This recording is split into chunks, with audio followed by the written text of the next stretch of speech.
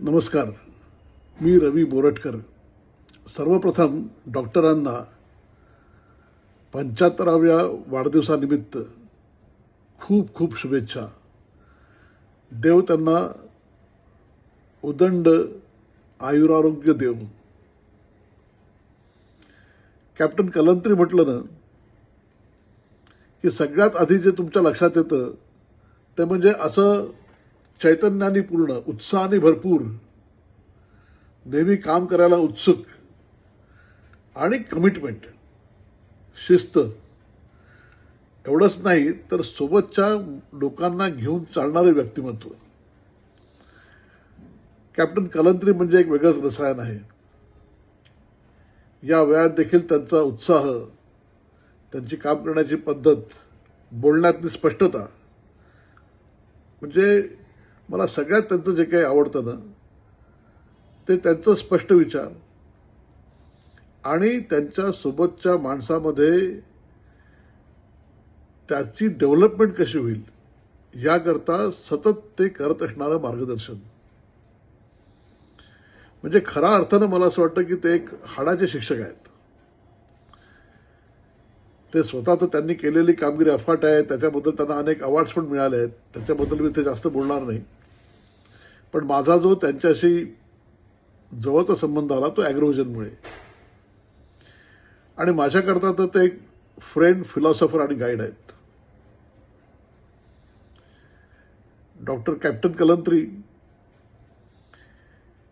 यांच्यातली ही जी हातोटी आहे ती म्हणजे एखाद्याला काही सांगायचं असलं, म्हणजे कोणाला एखाद्यातली उणीव जरी दाखवायची असली तरी ते इतक्या छान शब्दात समजावून सांगतात की त्या माणसाला कोणी आपल्यातलं काही उणीव दाखवते असं जाणवत नाही, पण आपण ती उणीव कशी भरून काढायची आणि अजून आपलं स्वतःचं व्यक्तिमत्व कसं चांगलं करायचं हे देखील कळतं. तर मला वाटतं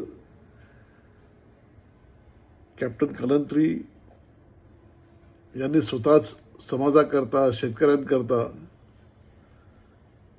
भरपूर योगदान दिलंय असं नाही. ते तर ते देतातच, ते त्यांचं पॅशन आहे. पण त्यासोबत त्यांनी असे अनेक कार्यकर्ते मला वाटतं तयार केलेले आहेत की जे देखील अशा पद्धतीने काम करतात.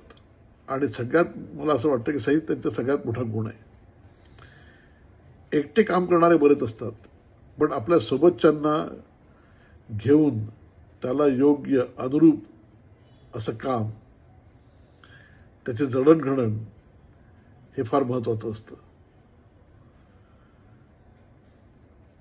मी पुन्हा एकदा कॅप्टन साहेबांना त्यांच्या 75व्या जन्मदिनानिमित्त खूप खूप शुभेच्छा देतो. देव त्यांना उदंड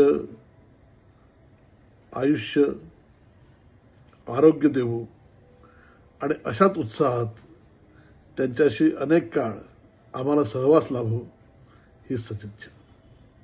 धन्यवाद.